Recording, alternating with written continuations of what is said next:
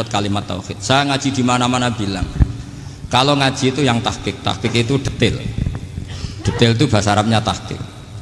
Jadi kita misalnya berpikir secara jernih, orang yang kafir 70 tahun itu pasti menjadi muslim karena melafadzkan la ilaha illallah. Dan itu bi ijma'il ulama. Semua ulama mengatakan demikian. Saya ulang lagi, itu bi ijma'il ulama.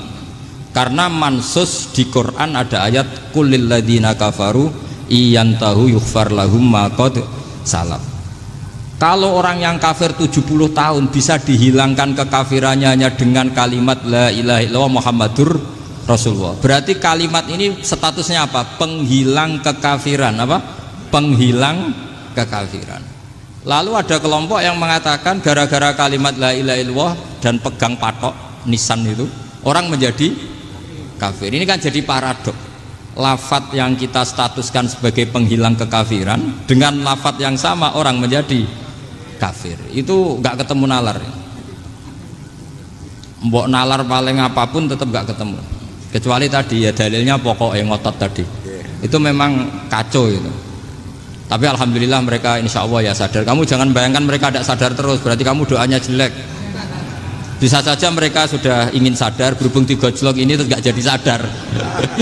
Jadi jangan-jangan salah kita karena sering gojlok sehingga yang mau sadar jadi tidak apa? Nggak sadar.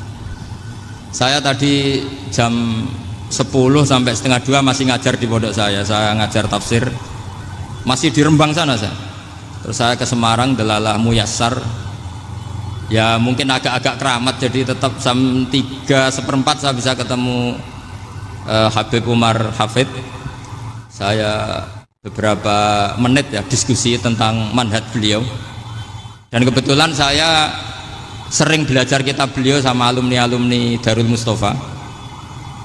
Meskipun saya tidak pernah ke sana, tapi saya tahu betul mazhab beliau. Karena al-arwah junudun apa? Mujannada. Begini, saya sering dingetikani Mbah Mun, politik tidak jelas itu bagian dari kejelasan. Ini yang perlu dicatat. Jadi politik tidak jelas itu bagian dari apa? Kejelasan. Misalnya begini, siapa yang mengira Khalid bin Walid yang sangat musuhi Rasulullah, dia panglima orang kafir ketika ngalahkan Rasulullah di perang Uhud, akhirnya Khalid bin Walid masuk apa? Islam. Begitu juga Wahsy, qatilu ahabbin nasi ila Rasulillah, pembunuh Sayyid Hamzah, akhirnya juga masuk Islam. Begitu juga Abu Sufyan, dia pemimpin besar kafir Mekah ketika perang Badar, ketika perang Khandaq, akhirnya juga Islam dan menjadi mertua Rasulullah Shallallahu Alaihi Wasallam. Dari fakta ini kemudian banyak ulama alim yang ngambil sikap itu ya cara Jawa itu anggang-anggang. Anggang-anggang itu gak tegas, tapi gak tegas dari rumusan ilmu yang detail. Saya ulang lagi, gak tegas tapi dari rumusan ilmu yang apa? Detail. Bisa saja orang yang sekarang kafir suatu saat mukmin atau muslim. Bisa saja yang sekarang sedang fasik suatu saat soleh. Bisa saja yang mondok 3 bulan rois PBNU. Sementara yang mondok lama kadang KRT. Tapi itu hanya hukum duniawi. Saya yakin yang KRT ini PBNU di akhirat. Karena mondoknya lebih apa? Lama. Itu tak jamin. Saya juga berencana mimpin itu di akhirat saja, bukan di dunia.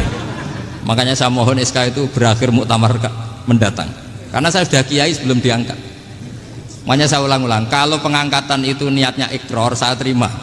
Tapi kalau niatnya ngangkat, tak gugat di pengadilan. Ini tidak guyon, ini betulan itu. Ya, tapi ini hanya guyon saja. Nah ini penting saya utarakan teori ngaji ya. Ini saya bacakan naskah asli Sayyid Umar Hafid supaya Anda dapat barokah beliau. Karena beliau selain alim allamah, muridnya Habib Salim, juga beliau pernah ngaji kutub Sayyid Abdul Qadir Segaf di Jeddah. Juga beliau sering istifadah di beberapa kiai. Ini saya baca teks Arabnya kemudian saya terjemah. Bagi yang tidak setuju pemaknanya bisa gugat, karena saya baca Arabnya. Yang nggak setuju pemaknanya bisa gugat, tapi tak jamin kalah karena saya paham betul teksnya maknanya seperti itu. Logikanya tadi ya, ketika Rasulullah ngambil sikap tegas kepada qatilu Hamzah yaitu Wahsy, dan ketika Rasulullah ngambil sikap tegas pada orang-orang yang mengalahkan beliau di perang Uhud, kaifa yuflihu qaumun fa'alu bi anbiya'ihim hakadha. Bagaimana mereka jadi orang benar atau orang yang dapat kebahagiaan kalau mereka perlakuannya seperti Nabi seperti ini, yaitu Nabi sujja wajhu masyhur wa kusirat ruba, yaitu Nabi itu wajahnya terluka, gigi serinya tanggal. Orang-orang seperti ini tuh nggak akan bejo kalau orang Jawa, nggak akan falah. Tapi apa yang terjadi? Allah menurunkan ayat laisa laka minal amri syai'un aw yatuba 'alaihim aw yu'adzibahum. Muhammad itu bukan wilayah kamu ngecap orang, menstigmasi orang itu tidak wilayah kamu. Saya bisa saja mengampuni mereka atau menyiksa saya itu atau menyiksa mereka itu wilayah saya, kata Allah. Saya bisa saja mengampuni mereka atau menyiksa mereka itu wilayah saya. Sehingga akhirnya apa? Rasulullah tidak ngambil sikap yang mungkin orang lain mengatakan itu tidak tegas. Tapi itu kearifan. Betul, akhirnya Wahsy malah masuk Islam. Khalid bin Walid panglimanya juga masuk Islam. Dan beberapa orang kafir juga masuk Islam, termasuk mimbenihim, ketuanya yaitu Abu Sufyan. Ini penting saya utarakan. Makanya ini saya baca pembenaran dari konstruksi pikiran tadi. Nah ini supaya khas. Ini khasnya orang mondok 10 tahun nih. Jadi ini tak baca ini. Nah, biar jelas ini nanti tagnya persis ya, tidak saya rubah. Ini di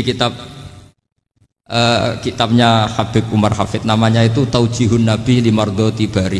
Kalau diterjemah ya mengarahkan orang yang sadar. Nabi itu orang yang sadar ya, sampai ini termasuk orang yang sadar. Limardoti Robbi, menuju mendapat ridho Tuhan atau Allah Subhanahu wa Ta'ala. Saya baca tagnya ini di halaman 179. Ini tidak ada yang saya rubah, tidak saya kurangi. Bismillahirrahmanirrahim.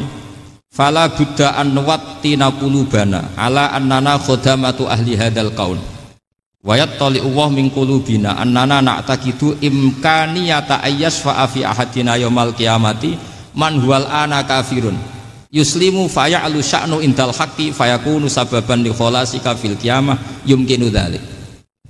Jadi kita para dai, para kiai itu adalah khodamatu hadal kaun. Kita ini adalah pelayan alam raya ini yang selalu berharap alam ini akan lebih baik. Orang yang sekarang sedang kafir bisa saja nanti yang nyafaati kamu di akhirat, yaitu mereka masuk Islam lalu Islamnya lebih serius, akhirnya punya hak syafaat. Sementara kamu Islam mulai kecil tapi biasa-biasa saja seperti ini, mulai dulu ngaji terus sama Ki Abdul Manan, nggak pernah yang ngisi ngaji, itu artinya nggak ada perkembangan. Makanya saya nggak ingin ngaji lagi karena saya ingin perkembangan Anda nanti tukang mengisi, bukan yang diisi. Kalau saya nanti ngaji lagi di sini, artinya Anda kalau tetap mendengarkan itu tidak ada perkembangan. Pantas saja semulang Gus Bahak sampean sing ngaji.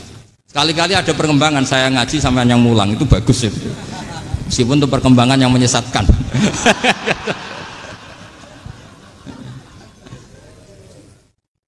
Ini penting saya utarakan. Ini dawuhnya Said Umar ya. Orang yang sekarang sedang kafir bisa saja orang ini nanti nyafaati kamu, yaitu beliau orang ini Islam, kemudian Islamnya serius, maka punya hak syafaat. Sementara kamu Islamnya biasa-biasa saja. Itu masyhur kayak Sayyidina Umar. Sayyidina Umar Islam di hari itu langsung makomnya makom yang a'la, sehingga mengalahkan yang sudah Islam lebih lama. Karena Islamnya Umar itu menjadi izzatul Islam betul. Makanya jangan benci orang tegas teman-teman, kadang ya ada baiknya. Abu Bakar itu sudah Islam tapi layinal janib, orangnya santun. Kalau dipisoi orang yang menengahi lah, kira-kira seperti itu. Begitu juga Bilal, Ammar, Suhaib. Singkat cerita, Rasulullah itu sering dibully ya, sering disiksa orang-orang kafir. Rasulullah berharap, wah kalau yang Islam gini terus repot. Melihat Umar ini petarung di pasar Uka, dia dapat uang itu kalau tarung, menangan. Kata Rasulullah, kalau ini yang Islam ya bagus. Beliau berdoa, Allahumma aizal Islam bi Umar. Itu kira-kira 2 hari dari doa beliau, Umar masuk Islam. Itu pertama masuk Islam itu orang-orang kafir diparani. Kalau kamu ganggu Rasulullah Muhammad tak bunuh. Semenjak itu orang kafir yang gentenan sembunyi. Sehingga kata para mereka yang Islam selalu jaya mut aslama Umar, ketika Umar masuk Islam. Itu dalam 1 hari Islam itu Rasulullah sudah ngendikan Umar yang Islam sehari ini imannya kalau ditimbang separuh ahli dunia masih unggul sama Islamnya Umar. Nah bisa saja seperti itu. Jadi saya minta sama teman-teman yang mencintai ilmu, tidak tegas itu bagian dari ketegasan dalam ilmiah, karena kita ini tidak mengendalikan dunia, tidak mengendalikan hidayat, hanya Allah piyambak yang ngasih apa? Hidayat. Maka sikap kita laisalaka minal amri syai'un aw yatuba alaihim aw yu'adzibahum. Rasulullah yang ahabul khalqi ilallah saja tidak boleh tegas karena semuanya potensi itu ada. Cuma kita tegas dalam kebenaran saja, tapi nggak perlu tegas dalam mengawal kebenaran. Kenapa demikian? Karena Islam ini agama yang akan dijaga Allah ila yaumil. Yang jaga Islam bukan PBNU, bukan PP Muhammadiyah, bukan kiai. Yang menjaga Islam namun Allah Subhanahu wa ta'ala.